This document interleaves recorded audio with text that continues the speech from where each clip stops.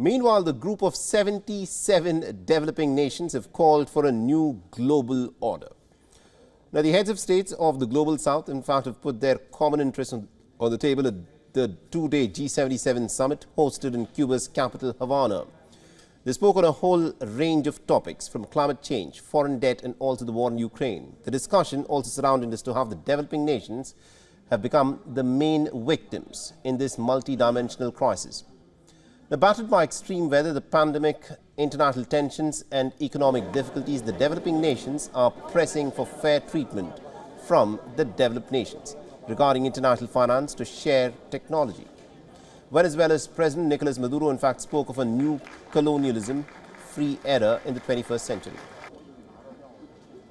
Pareciera estar conjugándose todas las condiciones históricas, políticas, todas las condiciones geopolíticas para que nuestros pueblos, los pueblos del sur, podamos levantar nuestras banderas de independencia y soberanía en este siglo XXI y poder decir y poder construir el siglo XXI como nuestro siglo, el siglo de los pueblos libres, sin imperios, sin colonialismos.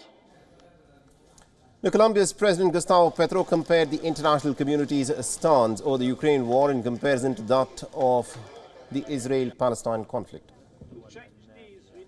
¿Y por qué esa doble moral para asumir un gran frente de unidad humana en la guerra de Rusia y Ucrania contra Rusia y no tomar partido y sabotear la posibilidad de un gran frente humano en la ocupación de Israel en el territorio palestino, si es lo mismo?